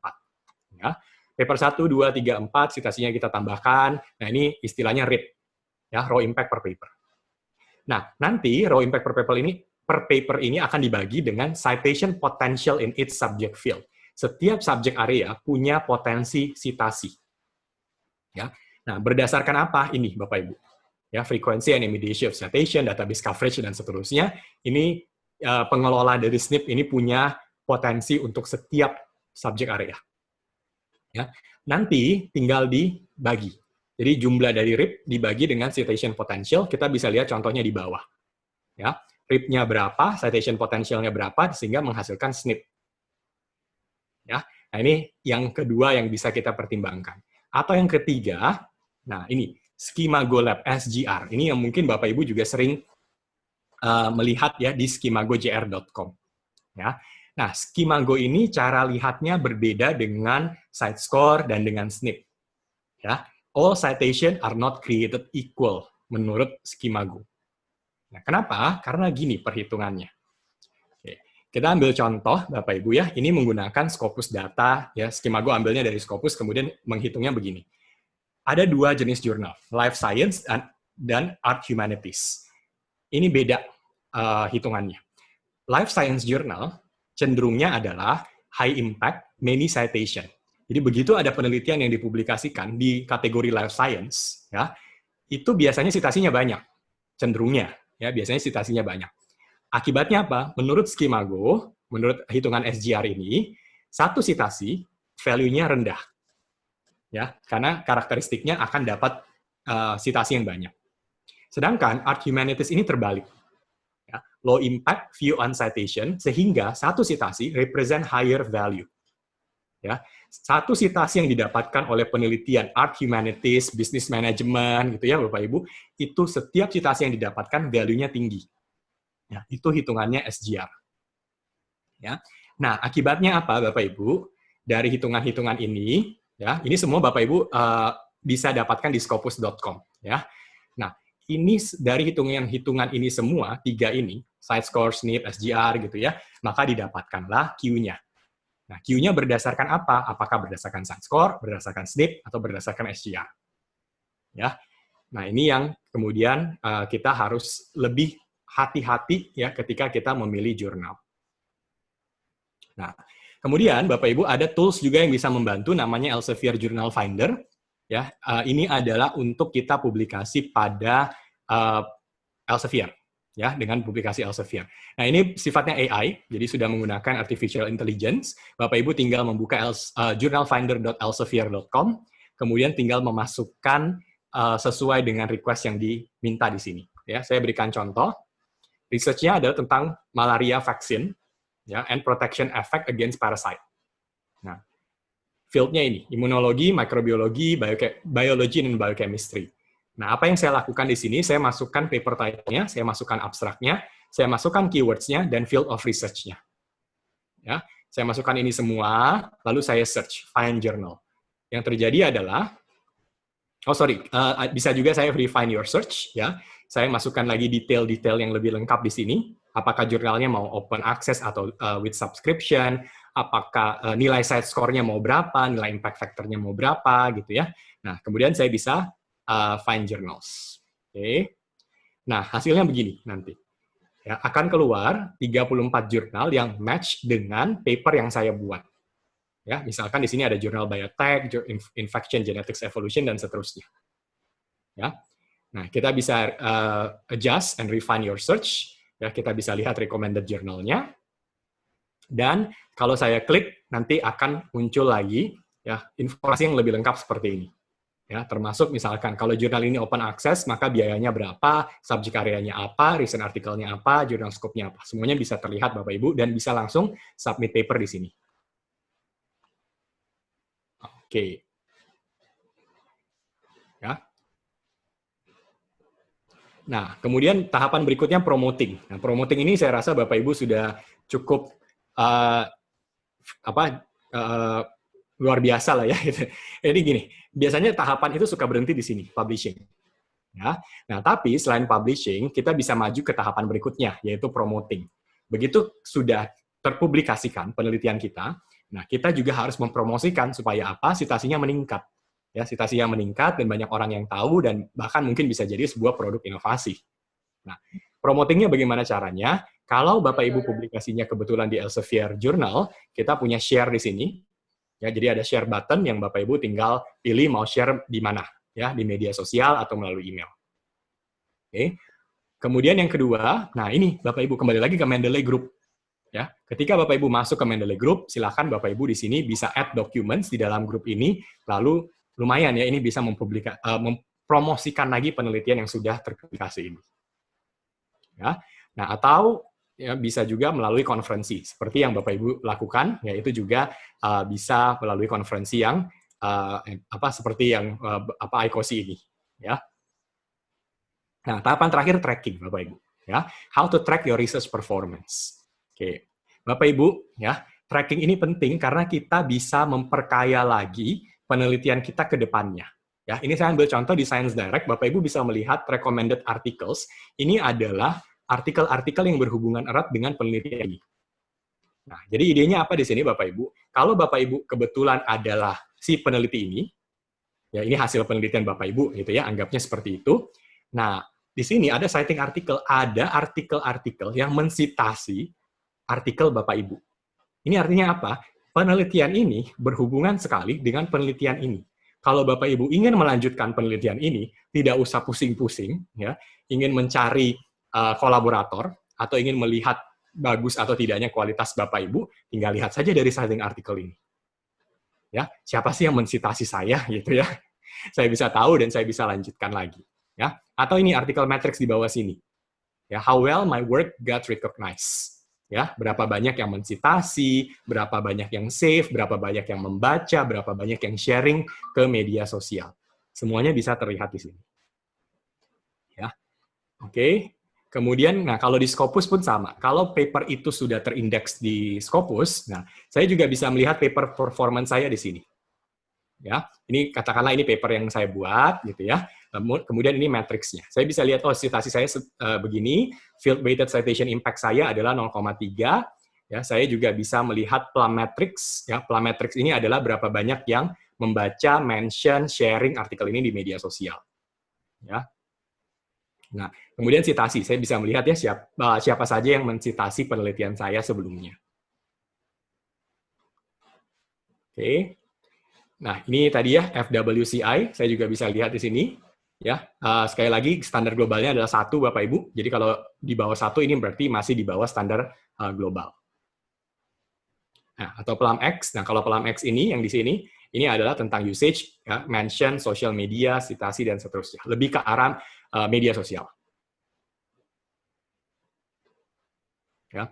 Ya, masih sama soal Plum X, dan ya ini hanya sekilas saja ya tentang Scopus. Bapak Ibu bawa di scopus.com, Bapak Ibu bisa melihat penelitian-penelitian yang dipublikasikan oleh berbagai macam peneliti, ya, termasuk Elsevier dan yang lain-lainnya itu juga tergabung di Scopus. Ya, dan ini biasanya memang dijadikan sebagai standar untuk pemeringkatan universitas termasuk dari Times Higher Education dan juga untuk US. Oke. Kita juga bisa track performance menggunakan Mendeley.com ya, Bapak Ibu. Jadi di Mendeley.com, kalau sudah terpublikasikan penelitiannya, itu silakan diupdate datanya. Ya, diupdate datanya Bapak Ibu. Kenapa? Karena kalau Bapak Ibu sudah terlibat aktif di Mendeley Community, bahkan masuk ke grup-grup ya yang tadi sudah saya sharing, itu mereka akan cek ya, mereka akan cek Bapak Ibu ini sebagus apakah sebagai seorang peneliti. Ceknya dari mana? Dari profil Mendeley Bapak Ibu. Sehingga pastikan di sini juga Bapak Ibu update. Ya. Oke, nah itu Bapak Ibu ya seluruh penjelasan saya ya kurang lebih ya seperti apakah proses research workflow mulai dari idea ya sampai dengan tracking hasil penelitian. Ya. Nah sekarang ya sesuai ya, sedikit keluar dari waktunya ya tapi sesuai dengan ini sesi ya sekarang kita akan masuk ke Q&A session. Baik, Bapak Johanjang, terima kasih atas paparannya. Baik, sekarang masuk ke Q&A. Langsung saja ya, Bapak Johan. Ya. Untuk pertanyaan pertama, dari Ibu Lucy Putri Dwita. Sebenarnya, apa sih peran kolaborator? Apakah hanya sekedar menambah konten, atau hanya bantuan proofread? Kemudian pertanyaan kedua, bagaimana cara kita meminta kolaborator untuk berkontribusi dalam menulis artikel? Cara kita dalam, maksudnya, meminta kolaborator dengan sopan, seperti dengan baik dan sopan, agar beliau mau untuk menulis dengan kita. Gitu. Bagaimana? Terima kasih. Oke, baik, terima kasih. Untuk pertanyaan ini, yang pertama adalah yang saya catat di sini peran kolaborator ya. Nah, Bapak Ibu, untuk peran kolaborator sebenarnya nanti tergantung dari pembicaraan Bapak Ibu dengan peneliti tersebut. Ya, ada kolaborator yang maunya adalah misalnya gini, dia orang Australia misalnya. Inggrisnya harusnya lebih bagus daripada kita di Indonesia gitu ya. Nah, mungkin saja kolaboratornya ingin lebih berperan ke arah penulisan. Ya, dalam arti ya biarkan dia yang mengatur bagaimana menuliskan artikel tersebut. Nah, sehingga nanti Bapak Ibu yang mengambil data gitu ya. Nah, atau juga mungkin kolaborator yang maunya lebih mengarah pengambilan data. Ya, jadi membantu pengambilan data atau mungkin kolaborator yang membantu analisis data. Jadi ini tergantung macam-macam sekali, ya tergantung dari kesepakatan di awal. Ya, katakanlah saya ya memang membutuhkan orang yang bisa menggunakan software tertentu karena saya kurang begitu paham tentang software tersebut. Ya, tapi saya tahu pasti bahwa saya sangat mungkin ya untuk melakukan pengambilan data. Ya, jadi saya punya sampel yang banyak ya, yang memang luas. Nah, tapi saya kurang paham tentang softwarenya. Jadi untuk softwarenya saya bisa tanyakan ke kolaboratornya, ya, oh saya lihat penelitian Anda di Science Direct menggunakan software ini dan sepertinya canggih sekali gitu ya penggunaan softwarenya. Nah, apakah mungkin kita bisa berkolaborasi ya di mana ya biarkan data adalah bagian saya dan kolaborator lainnya. Nah, sedangkan Anda membantu untuk software. Nah, hal-hal yang seperti ini yang tentunya akan sangat beragam ya, tergantung dari bagaimana awal sekali kita mengirimkan email, ya, mengirimkan kontak kita kepada calon kolaborator kita. Nah, tentunya waktu mengirimkan email, Bapak Ibu, ke kolaborator kita, jangan cuma mengirimkan emailnya seperti ini ya, hi, my name is blah blah blah blah, I'm from Indonesia, I want to ask you to collaborate on this research. Udah, jangan seperti itu ya Bapak Ibu ya. Kenapa? Karena tidak kurang jelas gitu untuk kolaboratornya ya. Ini ya kolaborasi sih oke gitu, tapi kolaborasi apa, untuk apa? Nah, di sini perlu penjelasan yang lebih lengkap gitu ya. Apakah bentuk kolaborasi apa yang diharapkan? Ya, hi, my name is blah blah blah blah. I'm from Jakarta, I'm from Jogja, Indonesia. I'm currently working on this project, a research project, and I've seen your work, and I believe that you could be a valuable contributor to my research in this area. So could you help me? Do you think that this one could be a nice collaboration project between us? Terus Bapak Ibu tinggal jelaskan lebih lanjut lah ya, mungkin dengan punya Zoom meeting ya, atau dengan ya sekedar kenalan lebih dahulu untuk melihat kelanjutan dari project research ini. Nah, ini yang memang kita harus bisa memberanikan diri untuk memulai percakapan dengan para kolaborator kita. Nah, semoga itu yang bisa menjawab dua pertanyaan ini, perannya apa dan kontribusinya apa. Dan kontribusi ini kadang-kadang ada jurnal yang meminta menuliskan kontribusi dari masing-masing authors yang tersedia, yang tertuliskan pada penelitian tersebut. Nah, jadi ada jurnal yang akan nanya, ini peneliti kedua kerjanya ngapain, peneliti ketiga ngapain. Ya, nah itu Bapak Ibu harus bisa menjawab. Baik, seperti itu. Iya, baik Bapak Johanjang. Kemudian pertanyaan kedua dari Ibu Saptaningsih Sumarmi. Pertanyaannya adalah, mungkin ini hanya di Indonesia ya, bagaimana jika penulis itu merasa mempunyai peran yang sama? Jadi tidak ada penulis 1, 2, 3, semuanya adalah penulis pertama. Jadi bagaimana cara penulisan di jurnal seperti itu? Ya, baik. Ya, baik. Ya, semoga ini tidak akan terjadi ya pada Bapak Ibu yang lain. Ya, karena kalau urusannya seperti ini memang mungkin terjadi komunikasi di awal yang tidak jelas gitu ya Bapak Ibu. Dalam arti ketika kita kembali pada research workflow ya, di awal sekali ada proses di mana kita perlu planning terlebih dahulu pada penelitian kita. Di planning ini ya kita mencari kolaborator. Tapi sebenarnya bukan cuma sekedar mencari kolaborator, tapi bagaimana kita komunikasi lebih lanjut pada kolaborator kita ya mengenai siapakah penulis pertama. Itu pertanyaan yang harus dijawab di awal penelitian. Nah, biasanya penulis pertama ini harus memang punya andil yang lebih besar. Nah, yang menjadi masalah memang kalau semuanya bagi rata dan tidak diputuskan dari awal siapa penulis pertamanya. Jadi sebenarnya bagi rata tidak ada masalah ya, tapi keputusan penulis pertamanya ini yang harus harus diputuskan dulu lah di awal gitu ya. Biasanya yang mendapatkan ide penelitian, yang punya gambaran di awal sekali, itu bisa jadi penulis pertama dengan syarat memang orang ini pun melakukan porsi yang cukup besar untuk kegiatan penelitian tersebut. Tapi semoga ini tidak terjadi pada Bapak Ibu yang lain. Jadi memang kita harus tentukan dulu di awal. Seperti itu Bu Raisa. Oke.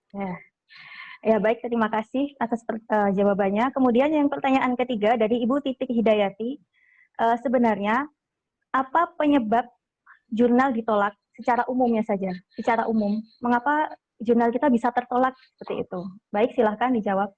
Siap. Oke. Kalau memang ada banyak sekali hal yang bisa menyebabkan jurnal itu ditolak gitu ya. Tapi yang kalau umumnya itu biasanya jurnal editor itu yang mereka cari adalah impact. Ya, potensi apakah penelitian ini bisa menghasilkan impact yang besar. Impact yang besar itu bisa jadi dalam bentuk sitasi, bisa jadi dalam bentuk paten bahkan, ya, atau bisa jadi dalam bentuk kira-kira apakah jurnal ini bisa menghasilkan novelty. Itu yang biasanya kita selalu cari lah ya kalau kita meneliti. Nah, jadi ini satu hal yang untuk yang pertama tentunya ya, mengenai sitasi, mengenai impact. Nah, itu yang menjadi pertimbangan ya, ketika para jurnal editor, terutama yang internasional, itu melihat sebuah penelitian. bisa jadi penelitian Bapak Ibu itu bagus, bagus sekali, tapi levelnya Indonesia. Nah, kalau Bapak Ibu masukkan penelitian ini ke international journal, akan sulit sekali diterima. Bukan berarti tidak bisa sama sekali, ya, tapi menjadi lebih sulit. Kenapa? Karena dampaknya adalah untuk Indonesia saja. Ya, kalau memang bisa diaplikasikan pada negara lain, bisa jadi tetap diterima. Ya, tapi memang chance-nya menjadi lebih kecil.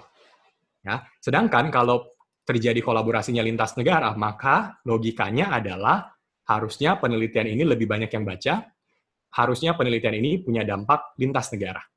Nah, inilah yang akan menjadikan kualitas penelitian kita benar-benar go global.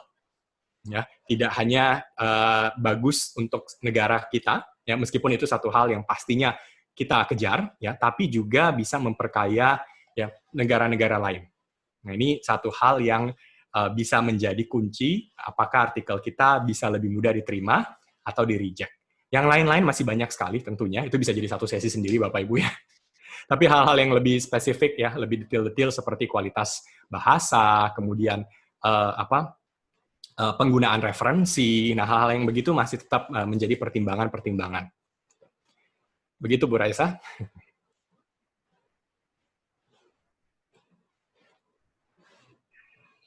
Baik, terima kasih atas jawabannya. Kemudian ini ada 2 pertanyaan dari Bapak Ahmad Zaki.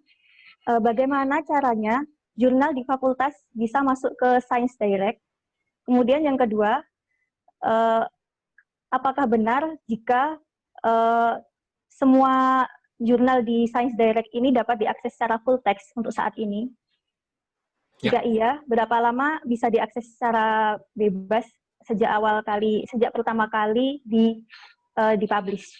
Oke, baik. Pertama pertanyaannya, apakah bagaimana caranya jurnal itu bisa masuk ke Science Direct? Oke, Bapak Ibu, jurnal yang masuk ke Science Direct ini adalah jurnal-jurnal yang dipublikasikan oleh Elsevier, ya. Sehingga mungkin saya kurang tahu ya apakah benar itu maksudnya. Mungkin pertanyaannya adalah bagaimana jurnal masuk ke Scopus, terindeks Scopus. Nah, kalau itu beda kasus ini Bapak Ibu ya. Jadi kalau jurnal masuk ke Science Direct, jurnal tersebut harus jurnal yang dipublikasikan Elsevier. Tapi kalau jurnal masuk ke indeks Scopus, jurnal tersebut bisa dipublikasikan oleh universitas manapun di seluruh dunia. Scopus itu ada lebih dari 5.000 publisher Bapak Ibu dari seluruh belahan dunia, termasuk dari Indonesia juga banyak ya. Nah, kalau kasusnya adalah jurnal masuk ke indeks Scopus, itu biasanya ada proses yang bisa dilakukan terlebih dahulu. Ya, kalau kita dengan Ristek BRIN selama ini, ya jurnal-jurnal Sinta 1 itu sangat-sangat besar ya kemungkinannya untuk memang bisa masuk ke Scopus, indeks jurnal. Ya. Nah, di Elsevier sendiri itu ada satu bagian khusus yang namanya CSAB, Content Selection Advisory Board. Mereka inilah yang akan menentukan apakah sebuah jurnal itu bisa masuk ke jurnal terindeks Scopus atau tidak, termasuk mengevaluasi kualitas dari jurnal tersebut. Apakah masih termasuk ke jurnal terindeks Scopus atau kemudian dievaluasi dan akibatnya keluar dari Scopus Index. Nah, yang seperti itu. Lalu yang kedua, apakah bisa download ya full text artikel di Science Direct. Nah, saat ini di Science Direct yang bisa di-download untuk full text dan secara gratis adalah penelitian-penelitian terkait COVID-19. Ya, jadi penelitian terkait dengan coronavirus tentang COVID-19 itu ada 37.000 artikel lebih dan akan terus bertambah. Semua penelitian ini memang bisa di-download secara gratis. Kalau yang lain-lain, tergantung Bapak Ibu, sekali lagi di Science Direct ini ada yang open access dan ada yang subscription base. Jadi kalau subscription base itu berbayar, ya, dibayarkan biasanya oleh institusi, nah atau yang open access ini yang gratis. Jadi nanti Bapak Ibu bisa eksplorasi lebih lanjut. Kalau ada tulisannya download PDF itu artinya open access. Ya, nanti silakan ditanyakan kepada universitas masing-masing apakah ada langganan untuk Science Direct-nya. Begitu Bu Raisa.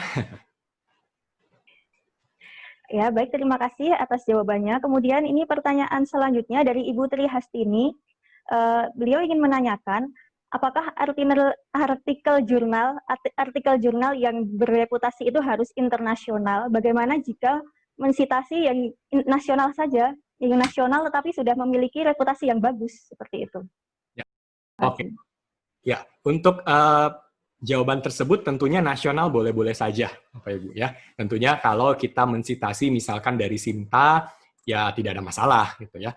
Nah, hanya memang kalau di kita citasinya dari yang nasional, ya, lalu kita publikasinya secara internasional, yang kadang menjadi masalah itu adalah yang kita citasi pakai bahasa apa.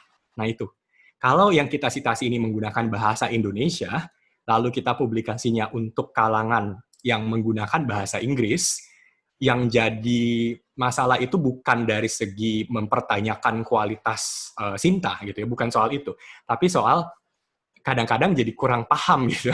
Reviewernya jadi tidak bisa mengerti ini maksudnya apa gitu, ini apakah benar atau tidak gitu, karena penggunaannya adalah menggunakan bahasa Indonesia. Ya, ini yang memang akibatnya kalau kita lihat sekarang di Sinta, di sini mungkin Bapak Ibu ada pengelola jurnal juga ya, Sinta 1 dan Sinta 2 itu sudah menggunakan bahasa Inggris. Ya, kenapa seperti itu ya? Karena memang tidak ada masalah ya kalau mensitasi dari penelitian yang dipublikasikan oleh jurnal terindeks Sinta, tapi sebaiknya memang menggunakan bahasa Inggris, agar nanti reviewernya, editornya ketika melakukan pengecekan itu jadi paham, ya ini penelitian apa. Jadi untuk menjawab itu, ya tidak ada masalah Bapak Ibu ya, silahkan mensitasi dari lokal pun, ya it's okay.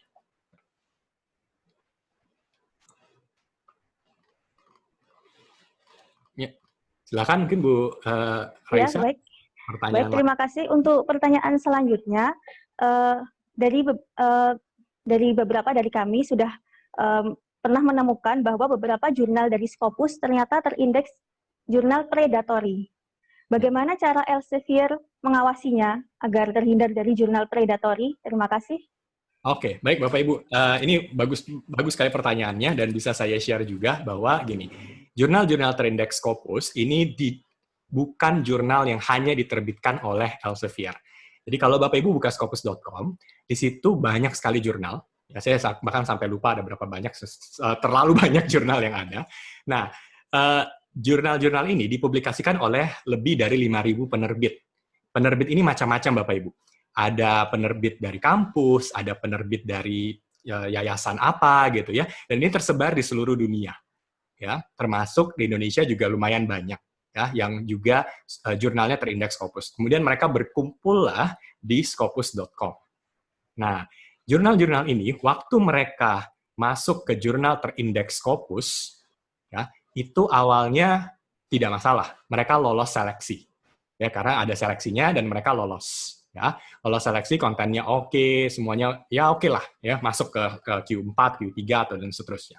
Nah, kemudian kita melihat ya di Scopus ini, kita tidak mungkin bisa mengontrol 5.000 lebih publisher setiap hari. Ya, karena mereka punya pergerakannya masing-masing dengan cara mendapatkan jurnal artikelnya masing-masing lah. Ya. Nah, sehingga bisa jadi memang ada jurnal-jurnal yang akibatnya menyalahi aturan-aturan dari Scopus. Ya, awalnya, jadi sekali lagi, awalnya tidak masalah, masuk oke, ya. Tapi di perjalanan, jurnal-jurnal ini kemudian menyalahi aturan-aturan dari Scopus. Nah, jurnal-jurnal yang menyalahi aturan dari Scopus itu sangat keras, ya, dalam hal jurnal-jurnal ini akan mendapatkan hukuman yang sangat berat, hukuman dalam arti akan dikeluarkan dari Scopus Index Journal di tengah perjalanan itu. Ya, nah, evaluasi ini dilakukan memang tidak real time, Bapak Ibu. Ya, tidak real time itu biasanya dilakukan 1 tahun 2 kali. Ya, Scopus itu akan mengupdate-nya biasanya sekitar bulan April, Mei, satu lagi September, Oktober. Nah, kita akan evaluasi terus dan akan kita lihat. Kalau jurnalnya mengarah ke jurnal predator, maka jurnal tersebut akan bisa diberikan sanksi yang paling berat, yaitu dikeluarkan. Jurnal Q1 pun, kalau melakukan tindakan predator, itu bisa dikeluarkan langsung. Bukan hanya diturunkan jadi Q2, tapi bisa ditendang keluar, Bapak Ibu. Jadi ini memang satu hal yang sangat kita pegang ya di Scopus, ya, sehingga sekali lagi Bapak Ibu tadi yang saya sudah utarakan, memilih jurnal itu seperti mencari jodoh, panjang prosesnya, jangan sekedar terjebak pada Q-nya, Ya, tapi coba lihat sejarah dari jurnal tersebut. Tadi contoh yang saya berikan, tahun lalu artikelnya 1000, 2018 artikelnya 900-an. 2020 belum selesai, tiba-tiba artikelnya 10.000. Itu harus kita hati-hati sekali. Kenapa? Logikanya itu tidak masuk akal. Ya, sehingga bisa jadi begitu ada evaluasi, jurnal ini bisa dikeluarkan. Ya, kalau memang ya ini adalah satu hal yang dilanggar oleh si jurnalnya. Ya, makanya Bapak Ibu, mungkin beberapa bulan yang lalu ya itu pernah terjadi kehebohan di Indonesia. Banyak sekali jurnal yang akhirnya dikeluarkan dari Scopus, ya. Kenapa? Karena ya jurnal-jurnal ini yang mengalami indikasi tindakan-tindakan predatorisme, dan itu yang kita tidak ingin terjadi. Ya, maka publikasilah pada publisher-publisher yang memang bisa dipercaya. Cek publishernya, kualitasnya seperti apa, siapa mereka, ya sejarahnya seperti apa dari setiap publisher ini. Ya, publisher yang bagus itu harusnya tidak akan melanggar aturan-aturan yang sudah ditetapkan oleh Scopus. Seperti itu, Bu Raisa. Ya, baik, terima kasih atas jawabannya. Kemudian pertanyaan selanjutnya, bagaimana dalam penulisan jurnal Elsevier, apakah harus menggunakan Mendeley dalam reference tool-nya? Bagaimana jika kita menggunakan Zotero atau EndNote atau reference tool yang lain? Seperti itu. Oke. Bapak Ibu, ini sangat tergantung dari ininya ya, dari publisher-nya dan dari jurnalnya juga. Ya, sebagian besar jurnal memang akan memintanya menggunakan Mendeley, ya, karena datanya lebih terkoneksi, lebih mudah, dan mungkin jurnal editornya memang juga sudah lebih terbiasa. Ya, bukan berarti tidak boleh menggunakan yang lain. Ya, Bapak Ibu, ini sekali lagi memang tergantung dari jurnal editornya. Ya, sehingga mungkin waktu Bapak Ibu mau publikasi di jurnal ini bisa ditanyakan dulu, ya bahkan dari awal, ya mungkin Bapak Ibu sudah bisa menanyakan untuk referensinya menggunakan apa. Ya, tidak ada keharusan, kewajiban pasti harus Mendeley, ya itu tergantung, ya harus ditanyakan pada jurnal editor masing-masing. Seperti itu, Bu. Baik, terima kasih. Untuk yang terakhir, kami meminta kepada Bapak Johanjang untuk memberi tips dan trik bagi kami yang instansinya belum bisa untuk melanggan jurnal yang bereputasi karena mungkin karena alasan biaya atau faktor yang lainnya. Bagaimana agar kita masih bisa mengakses jurnal yang bereputasi baik internasional dan ya pokoknya yang baik seperti itu. Bagaimana, Bapak? Oke, Bapak Ibu, Scopus.com itu menyediakan fitur yang gratis.